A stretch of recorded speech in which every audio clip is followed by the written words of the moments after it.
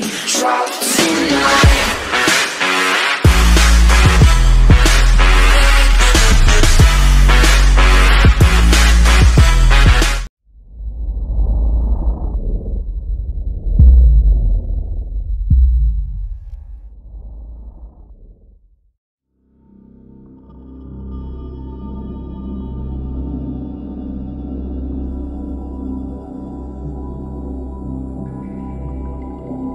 My name is Michael Tellinger, and I live in South Africa, where I've been researching the ancient vanished civilizations of Southern Africa and making some interesting discoveries that connect this civilization to much of the Sumerian texts and the information we get in the Sumerian transcripts, specifically to the activities of the Anunnaki here in what is referred to as the Abzu, which I believe is referring to Southern Africa.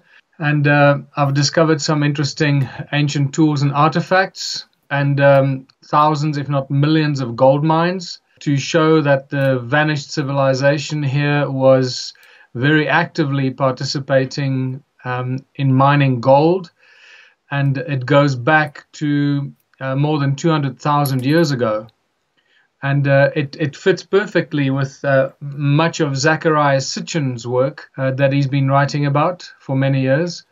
And I believe I've discovered the physical evidence to support much of what Sitchin has written. And that's very exciting, not only because we can now make a real connection between the Sumerian texts and some of the Sumerian entities and the gods and the deities, and also link it to ancient African knowledge and African tradition that is virtually parallel to the Sumerian texts that has been held by the African knowledge keepers for thousands of years. My research has shown that there are more than 10 million mysterious stone structures, or as we've come to call them affectionately, the stone circles.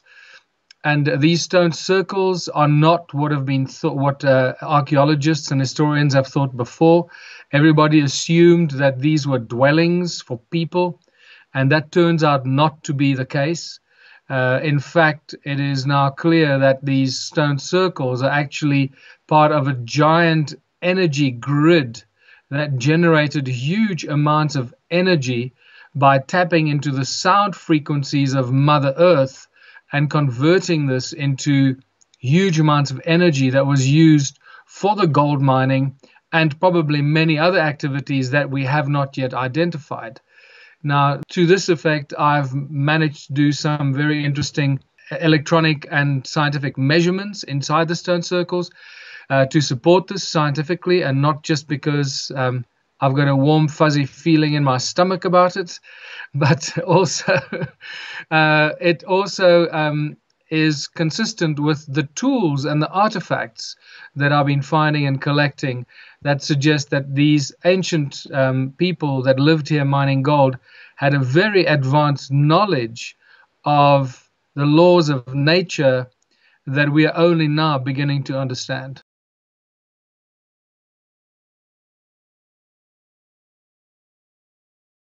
Well, that's a very important question, and the answer to that is actually very interesting, and it goes back 500 years already, because the stone circles have been reported more than 500 years ago in the late 1400s by the Portuguese explorers when they came around the Cape of Good Hope, and when they landed on what is today the coast of Mozambique, and they entered Southern Africa and South Africa and Zimbabwe.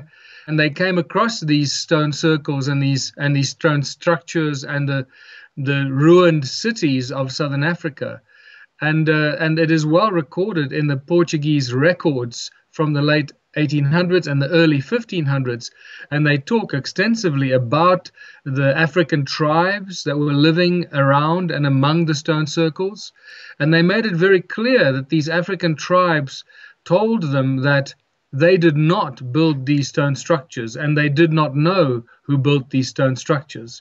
And then it was reignited again in the mid-1800s by German explorers Mauch and then other British explorers that came here in the mid to late 1800s and the early 1900s.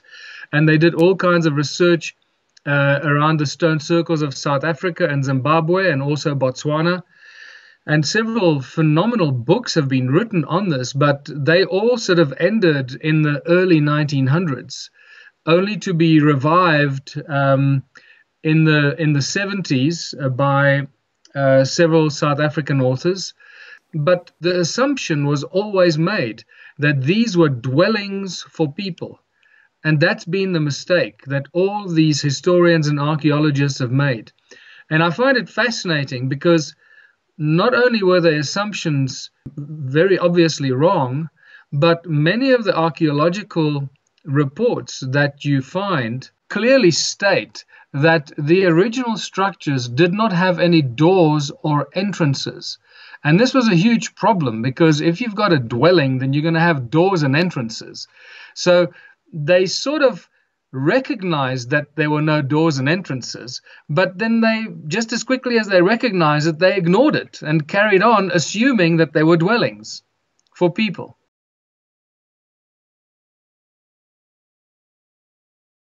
We learned, first of all, and it was really sparked off by the fact that, when we used to take our GPS into Adam's calendar, and just for your viewers that don't know anything about this or Adam's calendar is an ancient calendar site, a stone monolithic calendar site that goes back about 280,000 years based on my most recent calculations and evaluations to the very origins of humankind.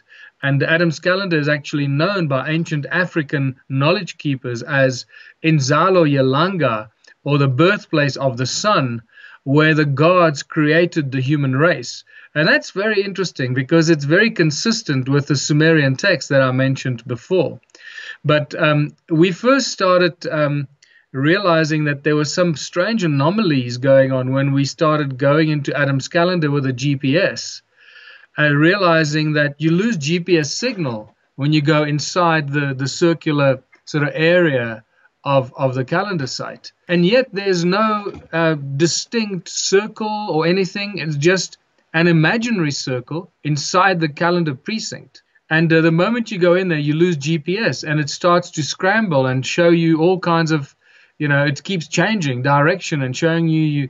So we realized that something strange is going on. And this was then confirmed in some of the stone circles as well. The moment you go into the stone circle, you lose GPS.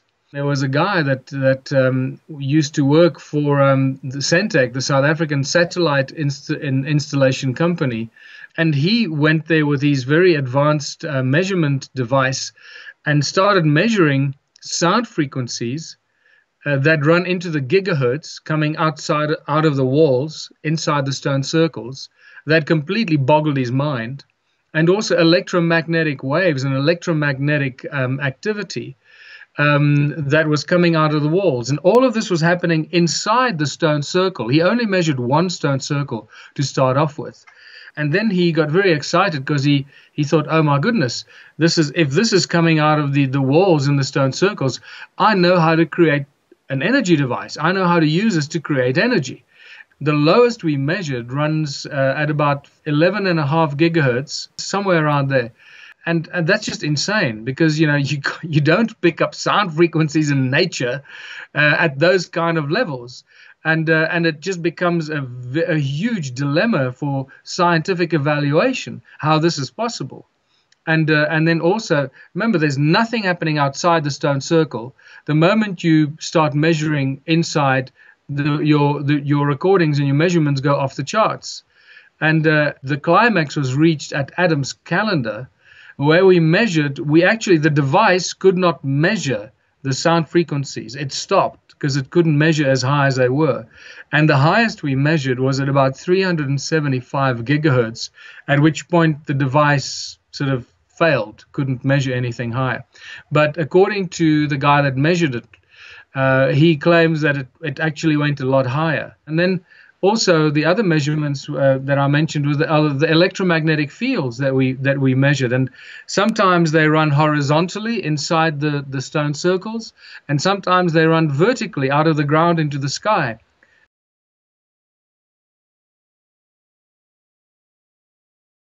when I discovered that the stones inside the walls have a very specific property, and the property is that they make beautiful sounds. I've been calling them stones that ring like bells. You realize that this thing really rings like a bell, and it reverberates for quite a long time.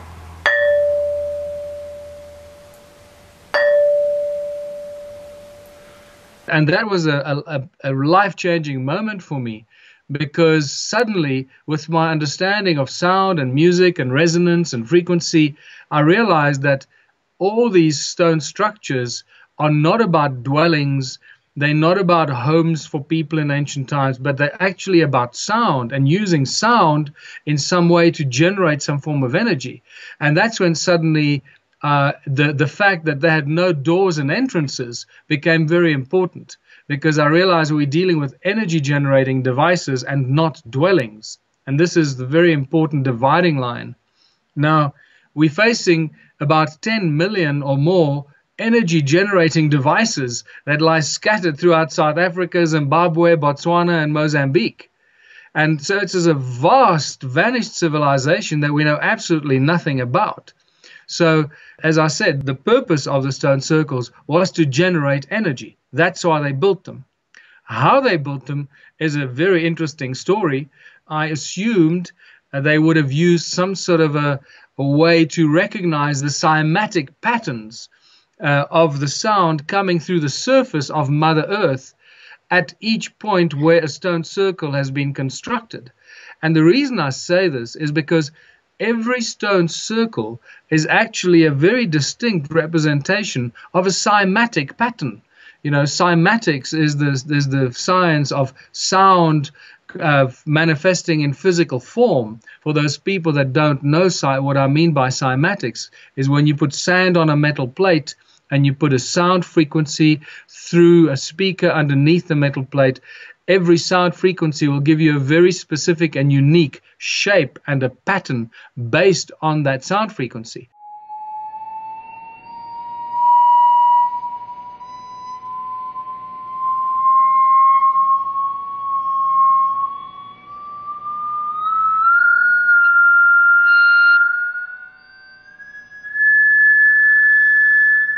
What I discovered is that each one of these stone circles is actually a cymatic pattern that represents the sound frequency of Mother Earth at that particular point. So, in essence, what's happening there is that the way the stones have been accumulated in the stone circle at that point creates a plug point, an energetic plug point that resonates and vibrates based on the sound of Mother Earth at that point, and then amplifies that frequency and creating very powerful electromagnetic fields, because it's amplifying it into gigahertz of sound. And this is where we just don't understand that kind of technology. The reason I believe all these stone structures are here is to generate the energy that was then used for the gold mining to get the gold out of the ground. And this is really where the obsession for gold can be connected to our human history, because it's impossible to separate humans and gold. I mean, every ancient culture, every ancient civilization, even the Bible talks about gold. I mean, in Genesis 2, in the Bible, when Adam was still alone on planet Earth, it's not Adam that starts to talk about gold, but it's God that comes to Adam and starts to tell Adam about this place called Havilah, where there is gold. It's important for us to understand one thing, and I know that this is going to be tough for some people to deal with, but unfortunately these are the things that we have to, as we grow. You know, we're like children in the universe. We're like the babies of the universe on this planet. Suddenly we're looking up at the sky and we're seeing infinity. And in that infinity, we imagine an infinite number of civilizations with infinite number of different levels of advancement. And this is what we have to come to terms with. Unfortunately, for those that don't want to come to terms with it, it's going to be a tough journey. But this is what we face. So we're now joining the universal community of beings. And because now we're starting to really look at this and reach out to these beings and open ourselves to these beings on levels of higher consciousness and so forth. So Adam's calendar is just like all ancient structures. It's not just a calendar. We call it a calendar because it tells you every day of the year. It's still very accurate if you want to use it. You can tell every day of the year by the shadow of the sun when it sets. But that's just a built-in feature. Remember that the ancients understood light and they understood sound very, very well, much better than what we understand light and sound. So they used sound and light as the primary tools to create machines. Just like all this technology we're using today, you're talking to me across Africa and across the Mediterranean. And what are we using? We're using silicon-based technology, right? The most advanced technology is silicon-based technology. Well, guess what? All the stones in the world, especially the granites and the sandstones, are between 70 and 90% silica. It's silicon-based technology. Quartzite is silica, 90% or more silica. Crystals is silica, crystalline. And then we start realizing that stones contain memory.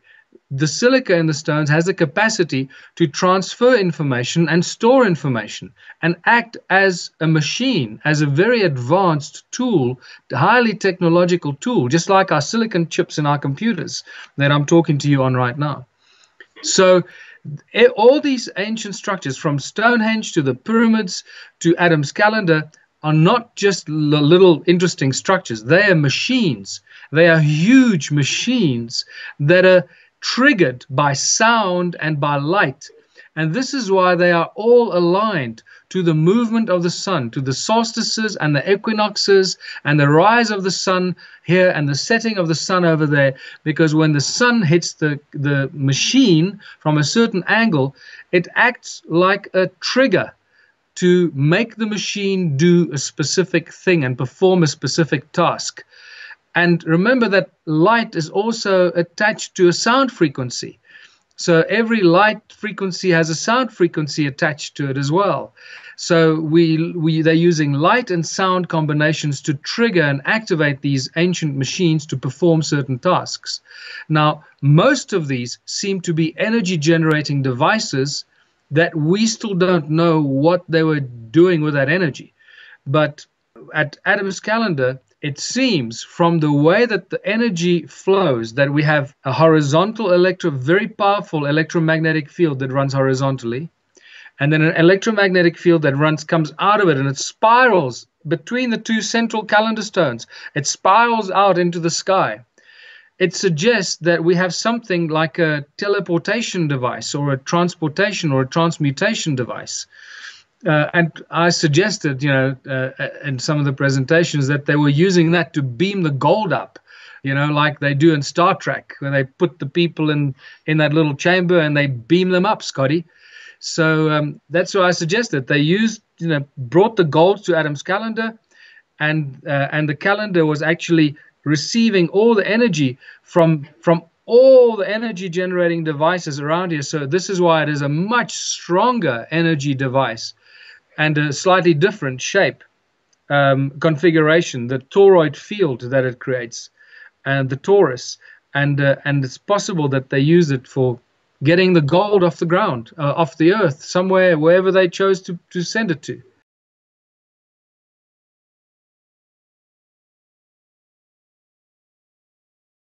The only answer I have for that is that something must have happened. Something must have been done with the people when they died to remove them or to burn them and I think maybe this is where some of the ancient cultures have the tradition of burning the dead so that there's nothing left of the body.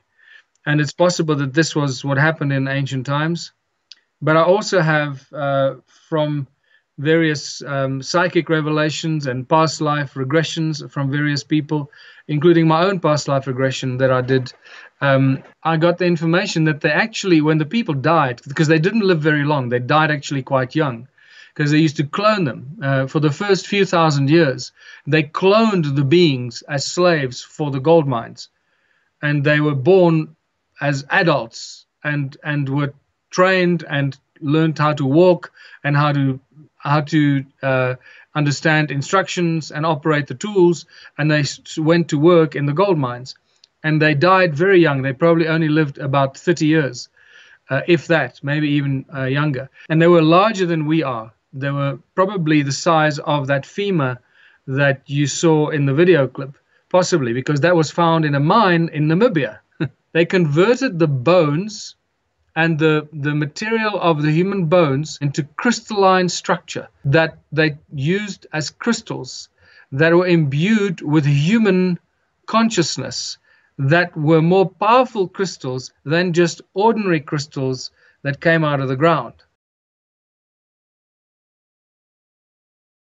The dating of this is really obviously very difficult, and we're working with a dating technique that is very wide, because there is no real dating that we can do that is accurate.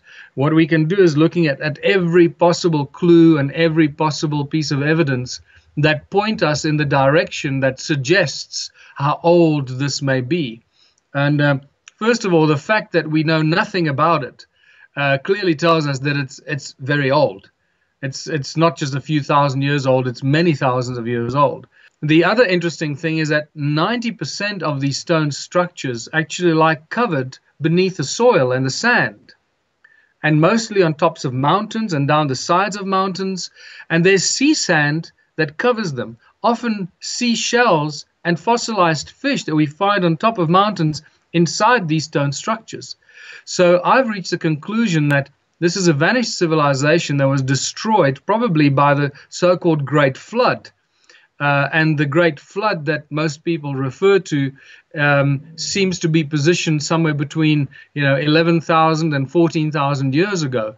I mean, how accurate that is, we don't really know, but somewhere along that line, we got this Great Flood that some people would say is the biblical flood that destroyed the whole world. Now, that seems to be consistent with the fact that 90% of these stone structures are covered by sand, seashells, fossilized fish, and so forth. But then there are many other interesting Sumerian texts and translations that point to certain places here in southern Africa. The one is a translation by Zechariah Sitchin long before, I mean, he died before we actually knew about this. But it talks about the Anunnaki, the Anunna gods in great detail, how they arrived on Earth, how they came looking for gold, and how they created the slave species, or the Lulu Amelu, to help them mine for the gold. And here we have a vast gold mining empire that with millions of gold mines and millions of energy devices to power and drive these gold mines. So I believe we have a right to assume that this is most likely what the Sumerian texts refer to as the Abzu, where the gold came from. And then obviously there's a whole story with King Solomon and the gold mines that he got all his gold from. Huge question as to where these gold mines were. I believe that we're actually looking at southern Africa, most likely Zimbabwe, where King Solomon's gold mines were. And then finally, the stone tools that I've been collecting are a very clear indication that we're dealing with something extremely old, because the stone is a very specific kind of stone. It's known as hornfels, and it's a very hard metamorphosized quartzite. And these are the stones that ring like bells. There are also other stones that are used in some of these stone circles that are actually dolerite, but it's a very dense dolerite, which to an untrained eye looks just like the hornfels. And incidentally, the dolerite also rings beautifully like a bell. And when you shape the hornfels into tools and artifacts, they are black on the inside. And when you leave it lying exposed, it slowly starts to grow this skin called patina on the rock. And that patina grows incredibly slowly. It grows several thousand years per microscopic layer. By the time you can see the patina with your eyes, it's already several thousand years old.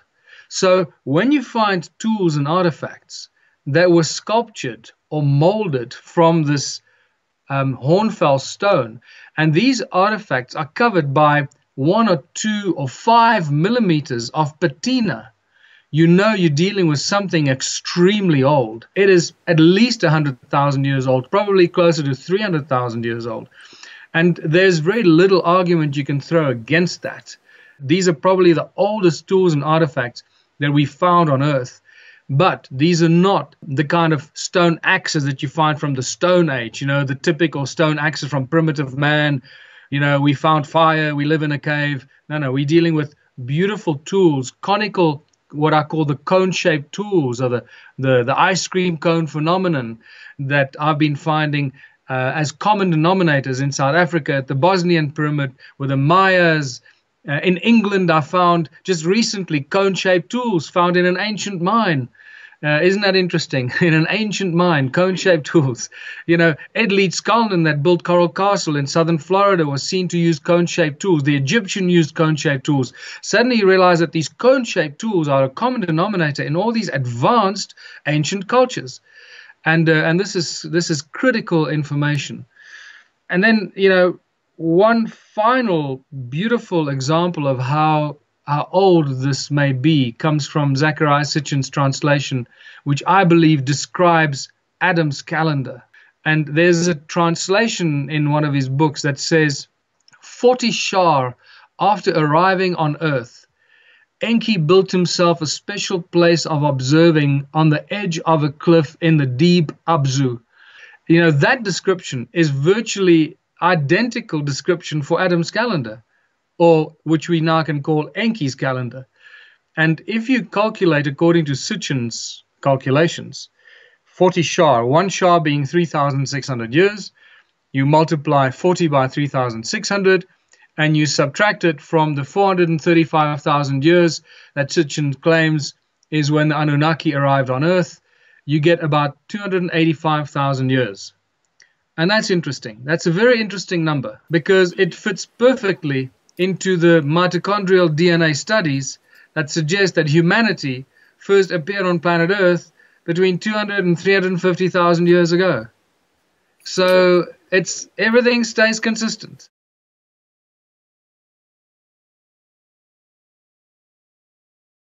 All ancient belief systems, ancient religions, and even the Bible that talks about the Elohim and the Nephilim and the Seraphim and the Zamzumim and the Gibberim and the Emim, all these ancient beings that were giants that walked among the humans on earth and whom the humans feared and obeyed. And all ancient cultures talk about the gods that come down from the sky. Most of the ancient cultures talk that humanity was created by the gods and had to serve the gods. And the Anunnaki are the Anuna gods of the Sumerian texts that Sitchin writes in great detail about, and the gods of heaven and earth, and that's why he calls them the Anunnaki, gods of heaven and earth, ki being earth, and how they came here looking for gold. They found gold in huge quantities, and they needed help. So they created a slave species out of the genetic material that they found in a creature on planet Earth, most likely Homo erectus or some other creature like that may no longer be among us, and themselves, their own DNA. And they blended and molded this DNA to make a creature that was intelligent enough to understand their commands and their instructions, but not smart enough to question their authority. So they called it a Lulu Amelu, a primitive worker. In Sitchin's work, he shows you how the Sumerian texts call it the Adamu. And once again, we have an interesting connection to the biblical texts and other ancient texts, and with the origins of humanity and Adam as being the first created being by the gods. What becomes clear is that these so-called mythological stories were actually real events in human history, but then they were twisted by those that are controlling the planet today. So the last thing they want humanity to know is that we actually have a very interesting history, and this is why the control systems are so fiercely imposed on humanity, and using religion primarily as the most fear tactic to make people believe certain things. that are not necessarily so. So scientific proof is all around us. I think it's important to start making a choice whether you start believing the ancient civilizations and the ancient texts, or whether you start believing modern historians and modern politicians with their modern agendas, who are controlled by the banking families, who clearly just want to keep control of this planet and keep people dumbed down and keep them as dumb and as obedient as possible. Now, these are different times in human history. Okay, we can't impose our own belief systems. We can't impose our own views of the world and the universe. We see it today in this oppressed and ignorant world we live in today. We can't impose those viewpoints on what was happening on planet Earth 100,000 or 300,000 years ago, because it was a different place, different time, different things were going on. Different energy fields, different densities, possibly different beings of higher consciousness and lower consciousness being involved in battles against each other that we can only read about and hear about in ancient mythological texts.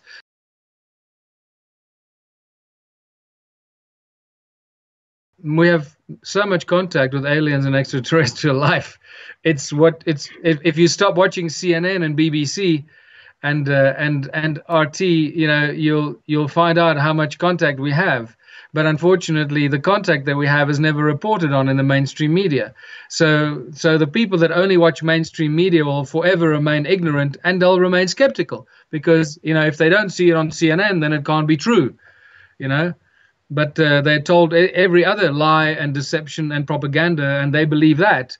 But when people start talking about their experience with aliens and going to other planets and aliens coming to visit them and whatever experiences millions and millions of people have had experiences with aliens, that is just ignored and scoffed upon, and these people are ridiculed. They're made to look like idiots, like they lost their mind. So there's contact with ETs all the time. And then also remember that our understanding of the nature of reality is so restricted compared to what is really going on in all of creation. There are different levels, different dimensions that life and energy can exist on. So, when we talk about this planet and this reality that we face, it is from our very naive and ignorant and narrow-minded perspective that we talk about science and evidence and so forth, because the moment something shifts out of phase, out of the frequency in our own reality, when it shifts out of phase with our own frequencies of observation, we can't see it, we can't detect it, it no longer exists.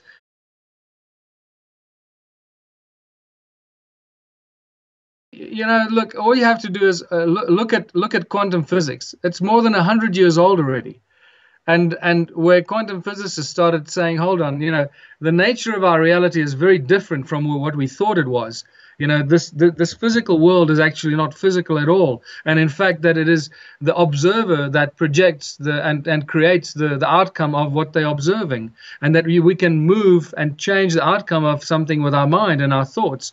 And then you start reading ancient cultures and ancient texts, and that's exactly what ancient civilizations talk about. And that's what Jesus talks about when he says, with faith, you can move mountains.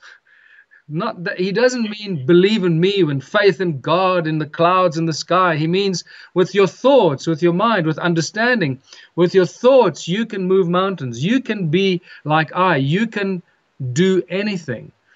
And so we get these clues that get given to us by the masters and the prophets throughout our human history that have tried to tell us this information without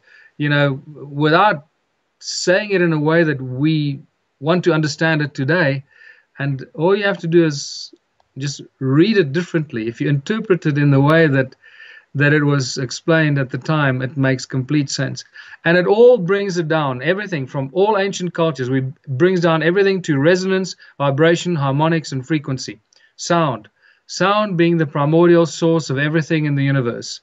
And before people jump to conclusion about what sound is, we don't understand what sound is in this reality. We have no idea. What we do know is a fraction of what sound is, how it works, and what happens to sound when you propel it beyond the speed of light.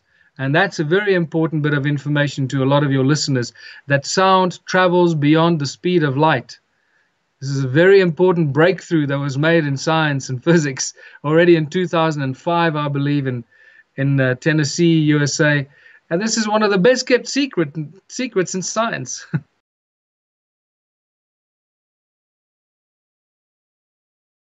Yeah, the Latvian American who built Coral Castle single-handedly. It's impossible for anybody to do that single-handedly, and he used some sort of technology to levitate these rocks. He also carved them perfectly, made them into weird shapes like chairs and all kinds of sculptures and statues that's impossible for a man to make on his own in such a short space of time, with no help whatsoever. And I believe that he discovered the principles of propelling sound through vortex technology and utilizing the distortion of the gravity fields that happen around sound that's propelled in the Caesar technology. And this is what I believe the cone-shaped tools were used for, to actually speed up and propel the sound and turn the sound into Caesar technology that distorts gravity around itself, and you can then move objects with that distorted gravity field. So it's very important to draw the distinction between using sound waves to levitate objects, which I've shown in some of my presentations. That is the incorrect way of using sound, because they're using the movement of molecules of air and just the compression waves to levitate small little objects and light objects. But you'll never be able to do that with heavy objects or anything heavier than, maybe 100 or 200 grams or half a kilo. After that, you need a very, very powerful source to generate these very powerful sound waves to move the molecules very, very violently and create a standing wave inside a chamber that then holds the object inside the standing wave. That's the incorrect way of using sound. But when you start propelling sound and using the Caesar technology, now we're talking with a completely different, and hypersound. This is another new word that I've just recently been given by a German scientist that's written a paper on it called hypersound.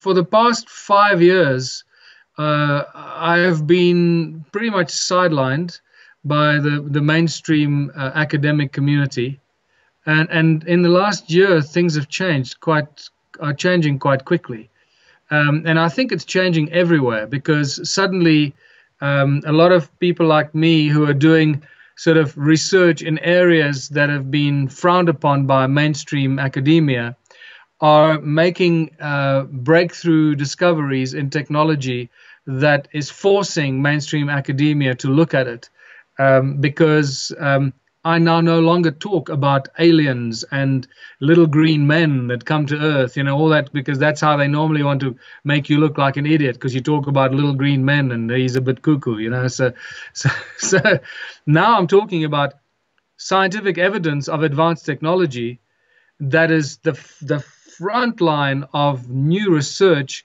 and the area of interest for scientists around the world. So I've been inundated with emails from scientists from all over the world, including France and Germany and America and Japan and all over the world, that are interested in the sound element of this research, because it seems to be sound is becoming sound resonance and frequency and scalar waves and scalar technology seems to be the leading edge of scientific research right now. And the fact that we've got physical evidence of more than 10 million energy devices that were built 300,000 years ago, I mean, that is enough to get any scientist excited,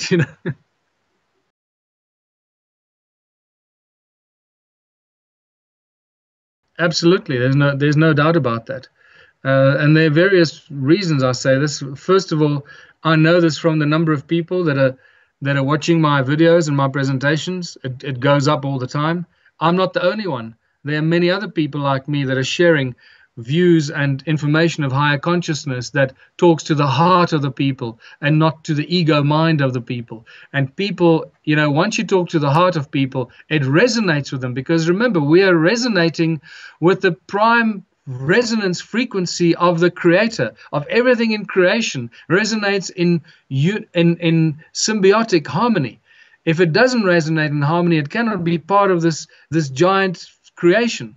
So when you start talking truth to the people, it resonates in their hearts, and they know it, and it feels good, and they follow that instinct, and more people are prepared to follow that instinct. They're no longer afraid, because they've been pushed so far to the edge that they can be pushed no more. And I think that is the reason why so many people are waking up and are prepared to take steps now that they were not prepared to take 5 years ago. And so that's one reason why I know that this consciousness is exploding.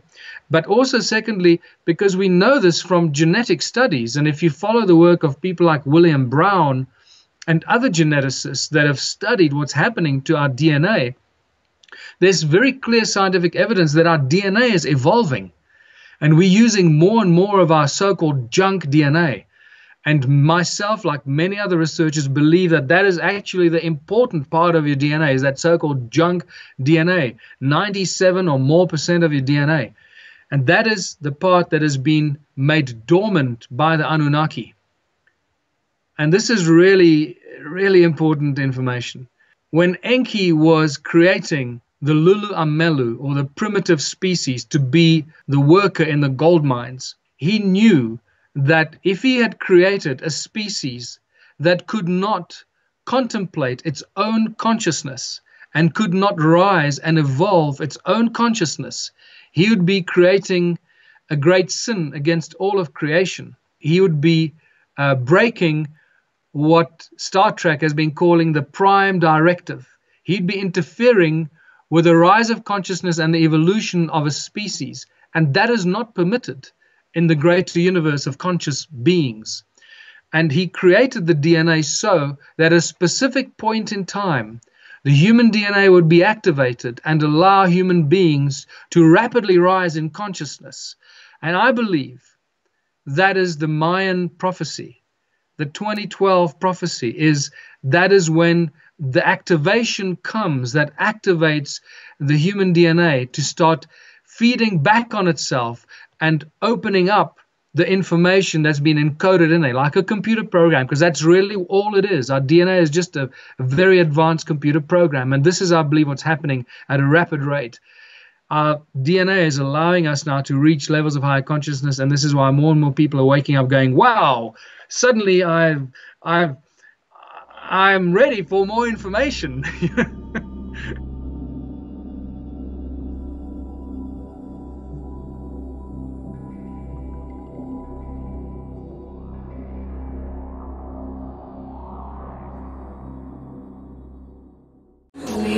Drop tonight.